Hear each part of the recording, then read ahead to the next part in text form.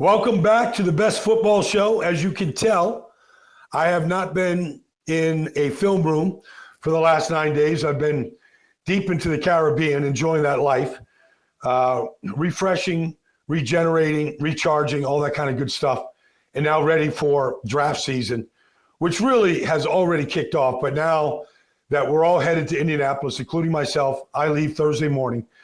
The conversation around football and the 2025 season is in full bloom. And it's great. And I'm here for it. And we're going to be here almost daily talking about it because, honestly, going to Indianapolis, I feel like the first conversation that has to take place, that has already begun to take place, is the quarterback carousel that moves every year. And the quarterback carousel with free agents, trades, the names that we know that are out there, they generally drive a lot of the conversation, depending on how strong people view the upcoming quarterback draft, which in a word is not very strong. And it's not to knock Shedeur Sanders or Cam Ward or Dax Dart or anybody. It's just not the class that we saw last year. I don't think there's Jaden Daniels in this draft class. I don't think there's C.J. Stroud in this draft class. I don't think there's Bo Nix or Caleb Williams in this draft class. So the conversation right now is centered around Matthew Stafford. He wants a contract, a big contract. There are 9 or 10, not exactly sure, 9 or 10 quarterbacks making north of $50 million a year. Stafford wants to be in that conversation. And based on his performance and how he's played, he deserves to be in that conversation, regardless of age. So are the Rams willing to pay that? And if they're not, is Stafford going to be a free agent? Or is he going to get traded? And what's the draft compensation? Or what is that compensation if Stafford moves to Pittsburgh? If he moves to the Giants? Name a team. Pick a team. This is how the carousel moves. Who's the first chip to fall off the carousel? Is it Aaron Rodgers? Is it Kirk Cousins? Is it Justin Fields? Is it Russell Wilson? These are names that we're going to hear about. Now, the reason why this is important and why Indianapolis is important, this is baseball's version of the Spring League. This is a gathering of the important players involved in building teams. A lot of general managers, a lot of head coaches, a lot of personnel directors, all there. They're there for a lot of reasons. One of them is to be in these discussions and to start laying out groundwork for trades, where they're at in the draft position. Can they move up? If they want to move up, does somebody want to get in the top 3 to take Travis Hunter? Just throw the name out there. I don't know. Does somebody, like, the beginning discussions take place in Indianapolis. Everybody's there. And the way it works at Lucas Oil Stadium, and I've been there a number of times, and like I said, I'll be there Thursday. Each team has a luxury suite. So the AFC is on one side of the stadium, NFC on the other side of the stadium. You go in there, there's Mike Vrabel and, Cam Wolf and whatever. I mean, this is their each team. There's Howie Roseman. There's his group in Philadelphia. So that's how it's structured. Now, the NFL Combine is changing like everything else, okay? Some of it is driven by the agents representing these players. They don't want Shedeur Sanders, Cam Ward, presumably the top 2 quarterbacks in this draft, probably are not going to throw. I like quarterbacks to throw. I enjoyed watching C.J. Stroud 3 years ago throw. It was 2 years ago. It was one of the best performances anybody had ever seen. He just went out there and played football. And the ball we saw it come out of his hand. We saw him compete. We saw him, the deep balls, play action passes, cross his body. We saw it. It was impressive. But it's changing. A lot of these guys, Abdul Carter is not going to test, all right? We saw Kayvon Thibodeau. He didn't test. I mean, it's happened. And I think we're going to see more and more of it. And I'm okay with it, honestly. There's pro days. There's private workouts. Guys get to throw on the field, wake up in their own bed, throw to the receivers that they know. It's a much more controlled environment. You could be more impressive right now if you're throwing to receivers that you've thrown to for the last 2 years, 3 years. I'm okay with it. I've been on the field watching these position groups literally compete. You can see the alpha males, the alphas that just first and every drill. I saw it at the Senior Bowl this year.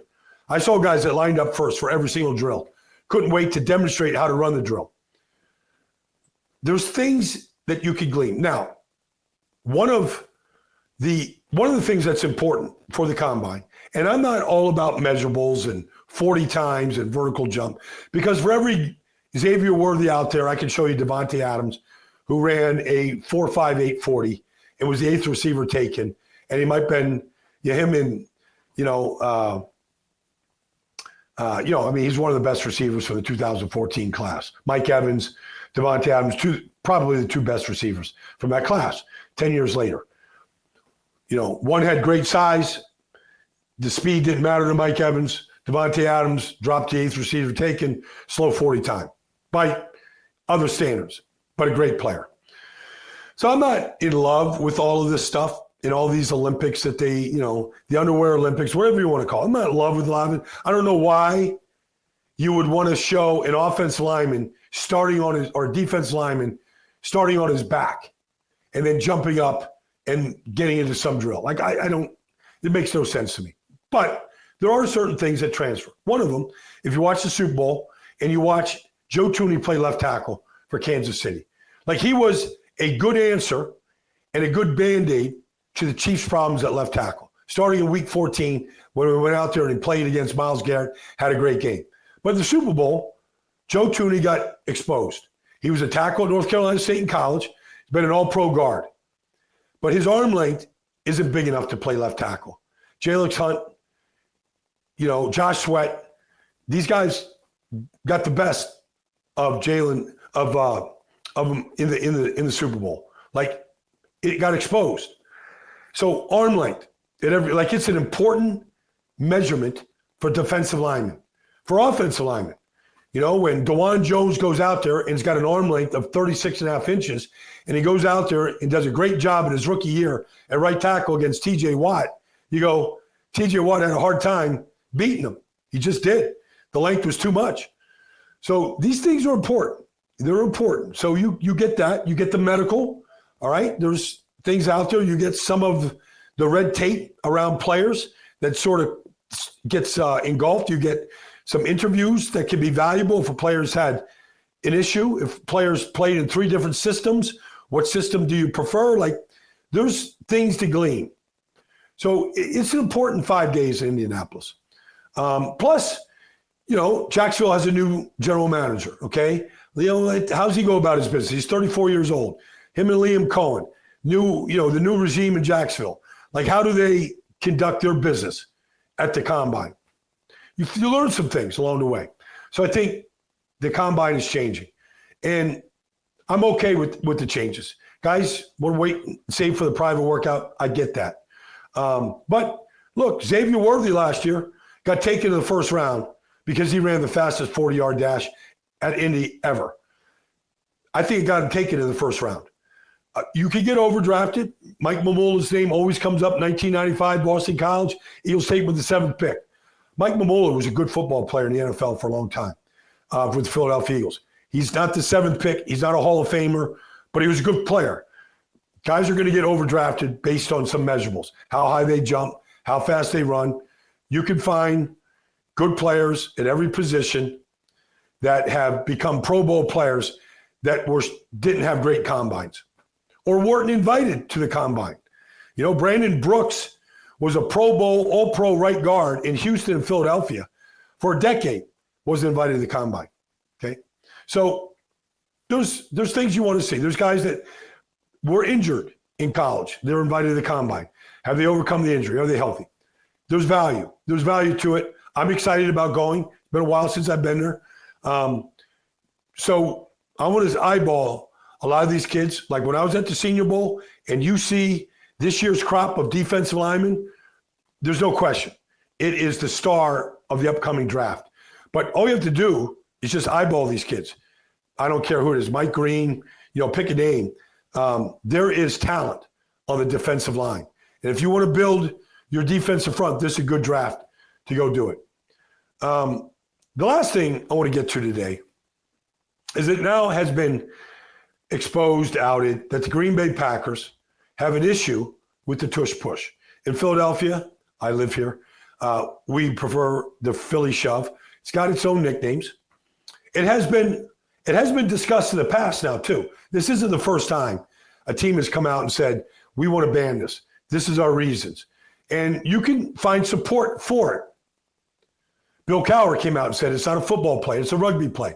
There's smart people, Mark Murphy from Green Bay, it's not a football play. It doesn't have merit in our league. You want to gain a yard, go earn a yard, the old-fashioned way, quarterback sneak, whatever. I get that. But I also have the other side to it. So I remember talking to Jeff Stoutland, the Eagles offense line coach, a couple of years ago, when it was just maybe 2 years ago when it was first came about. And Jalen Hurts was basically every fourth down, third down, yard to go, tush push, first down, touchdown, whatever. And I was like, so what's the key? And he was like, if you get to know Jeff Stoutland, he doesn't just give you information. He kind of makes you work for it. And he told me that day, it was on the field before a game, and I was asking him about it. And he basically said, when Carson Wentz was our quarterback in Philadelphia, we had a quarterback sneak rate of 36 to 38. We actually had a better percentage running quarterback sneaks than we do running the tush push. So then he was like, so is there a common denominator? So I thought, okay, you get Jason Kelce, a Hall of Fame center. Maybe that's the key. I don't know. Maybe your quarterback can be 240 pounds like Carson Wentz, and you're just a beast, and you can get it. The irony, though, about Green Bay coming out and being the team that says, let's have this for discussion, let's vote to ban this, whatever their position is. The irony is they stopped the Eagles twice, week one in São Paulo, Brazil. And I went back and studied how they did it. I mean, this Tadero Slayton, number 93 for Green Bay, is he's 350 pounds, 360 pounds. Like his takeoff, he beat the snap of Cam Jurgens, the center, the new center of the Eagles. Like he penetrated on the snap, and he was the first one. And then they had Kenny Clark, 97. Like, first of all, his stance, he was lower than Jurgens and Landon Dickerson. And he got underneath in the A-gap, underneath both Jurgens and Dickerson with penetration. So you had one guy smashing it at 350 pounds from the top off the snap and right over Mekhi Becton, a yard penetration. And you had Kenny Clark underneath, and you had Quay Walker going over the top. I don't believe with jumping over the top. And you saw that Jalen Hurts' knee hit the ground. They were on the 33. They had to get to the 32. I think that was it. They had to gain a yard, and they stopped him. Then they stopped him with under 2 minutes to go in the game, 3rd and 1 at the goal line, in a 31-29 game. And they stopped him, forced a field goal to go 34-29. They won the game, 34-29. The two stops on the tush push that Green Bay had, and the only team to stop the Eagles twice in a game ever of the play, Green Bay did it by good technique. All right? And then they made it a close game because of their ability to stop the tush push. So I'm scratching my head going, Green Bay knows something other teams don't know about this particular play and how to defend it. Now, the other thing I'll say is it's physics. It's all physics. F equals ma. Force equals mass times acceleration. You take physics, you learn that formula. You never forget it. But, like, why is the Eagles pushing with Saquon Barkley, okay, and say Dallas Goedert from behind? Okay, we know Saquon is a beast in the weight room. I don't know. You watch him clean and press, you watch him deadlift, he's a beast. Why isn't another 350-pound defensive tackle pushing Slayton from behind and getting a push from the defensive line? But, like, I think the play is not – one of the reasons why the Eagles have such great success is, A, they coach it correctly. Nobody's legs are on the ground. Their feet don't leave the ground. They understand physics in teaching the play. And they're hard on it, too. Why isn't another team combating it and pushing the same way against it? And you just got, like, a big tug of war right in the middle.